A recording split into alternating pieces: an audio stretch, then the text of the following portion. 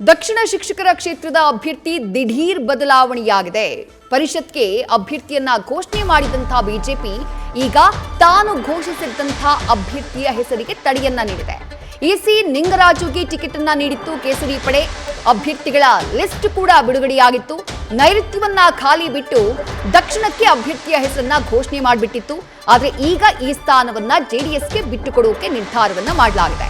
ಹಾಲಿ ಇಲ್ಲಿ ಜೆಡಿಎಸ್ ಅಭ್ಯರ್ಥಿಯೇ ಜೆಡಿಎಸ್ನ ಸದಸ್ಯರೇ ಇದ್ದಿದ್ರಿಂದ ಈ ಕ್ಷೇತ್ರವನ್ನ ಜೆಡಿಎಸ್ಗೆ ಬಿಟ್ಟುಕೊಡೋಕೆ ನಿರ್ಧಾರ ಮಾಡಿರುವಂತಹ ಬಿಜೆಪಿ ನಾಯಕರು ತಾವು ಘೋಷಣೆ ಮಾಡಿರುವಂತಹ ಇಸಿ ನಿಂಗರಾಜು ಅವರ ಹೆಸರಿಗೆ ತಡೆಯನ್ನ ಒಡ್ಡುವಂತಹ ಕೆಲಸವನ್ನ ಮಾಡಿದ್ದಾರೆ. ತಡೆಯನ್ನ ಕೊಟ್ಟು ಆದೇಶವನ್ನ ಹೊರಡಿಸಿದೆ ಬಿಜೆಪಿ ಹೈಕಮಾಂಡ್ ಅನ್ನುವಂತಹ ಮಾಹಿತಿ ಲಭ್ಯವಾಗ್ತಾ ಇದೆ.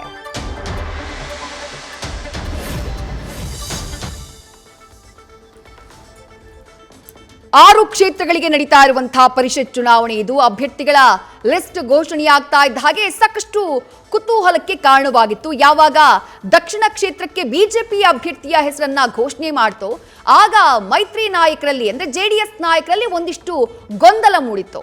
ಯಾಕಂದ್ರೆ ಹಾಲಿ ಇದ್ದಿದ್ದು ಅಲ್ಲಿ ಮರಿತಿಬ್ಬೇಗೌಡರು ಈಗ ಕಾಂಗ್ರೆಸ್ನ ಸೇರ್ಪಡೆಯಾಗಿದ್ದಾರೆ. ಬಟ್ ಅವರು ಜೆಡಿಎಸ್ನ ಪರಿಷತ್ ಸದಸ್ಯರಾಗಿ ಆ ಸ್ಥಾನದಿಂದ ಆಯ್ಕೆಯಾಗಿದ್ರು. ದಕ್ಷಿಣ ಪದವೀಧರರ ಕ್ಷೇತ್ರದಿಂದ ಅವರು ಆಯ್ಕೆಯಾಗಿದ್ರು. ಹಾಗಾಗಿ ಜೆಡಿಎಸ್ನ ನಾಯಕರು ತಮ್ಮ ಅಸಮಾಧಾನವನ್ನ ಬಹುಶಃ ವ್ಯಕ್ತಪಡಿಸಿದಂಥ ನಂತರದಲ್ಲಿ ಈಗ ತಾನು ಘೋಷಣೆ ಮಾಡಿದ್ದಂತಹ ಅಭ್ಯರ್ಥಿಯ ಹೆಸರಿಗೆ ತಡೆಯನ್ನ ನೀಡುವಂತಹ ಕೆಲಸವನ್ನ ಸದ್ಯ ಬಿಜೆಪಿ ಹೈಕಮಾಂಡ್ ಮಾಡಿದೆ.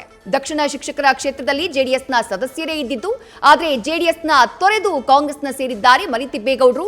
ಮರಿತಿಬ್ಬೇಗೌಡ ಕಾಂಗ್ರೆಸ್ ಸೇರ್ಪಡೆಯಾಗಿದ್ದರಿಂದ ಆ ಸ್ಥಾನ ತೆರವಾಗ್ಬಿಟ್ಟಿತ್ತು. ಸದ್ಯ ಕಾಂಗ್ರೆಸ್ನಿಂದ ಮರಿತಿಬ್ಬೇಗೌಡರಿಗೆ ಟಿಕೆಟ್ನ ಘೋಷಣೆ ಮಾಡಲಾಗಿದೆ. ಹೀಗಾಗಿ ಬಿಜೆಪಿ ಈ ಸ್ಥಾನಕ್ಕೆ ನಿಂಗರಾಜು ಅವರ ಹೆಸರನ್ನ ಘೋಷಣೆ ಮಾಡಿತ್ತು. ಆದರೆ ನಮ್ಮವರೇ ಇದ್ದಂತಹ ಸ್ಥಾನ ನಮಗೇ ಕೊಡಿ ಅಂತ ಹೇಳಿ ಜೆಡಿಎಸ್ ಕೇಳಿಕೊಂಡಂತಹ ಕಾರಣಕ್ಕಾಗಿ ದೇವೇಗೌಡರ ನಿವಾಸದಲ್ಲಿ ಇವತ್ತು ಸಭೆ ಬೇರೆ ಆಲ್ರೆಡಿ ಶುರುವಾಗಿದೆ ಎನ್ನುವಂತಹ ಅಪ್ಡೇಟ್ ಕೂಡ ಲಭ್ಯವಾಗ್ತಾ ಇದೆ. ಕ್ಷೇತ್ರದ ವಿಚಾರವಾಗಿಯೇ ಸಭೆಯನ್ನ ಕರೆದಿದ್ದಾರೆ ಎಚ್.ಡಿ. ಕುಮಾರಸ್ವಾಮಿಯವರು. ಈ ಸಭೆಯನ್ನ ಕರೆದಂತಹ ಬೆನ್ನಲ್ಲೇ ನಿಂಗರಾಜು ಅವರ ಹೆಸರಿಗೆ ತಡೆಯನ್ನ ಕೊಟ್ಟಿರುವಂತಹ ಬಿಜೆಪಿ ಹೈಕಮಾಂಡ್ ಜೆಡಿಎಸ್ಗೆ ಆ ಕ್ಷೇತ್ರವನ್ನ ಬಿಟ್ಟುಕೊಡುವುದಕ್ಕೆ ನಿರ್ಧಾರವನ್ನ ಮಾಡಿದೆ.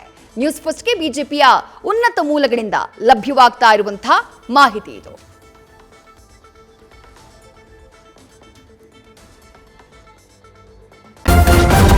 ನ್ಯೂಸ್ ಫಸ್ಟ್ ನಿರ್ಭೀತಿಯಿಂದ ನಿಮ್ಮ ಪರವಾಗಿ.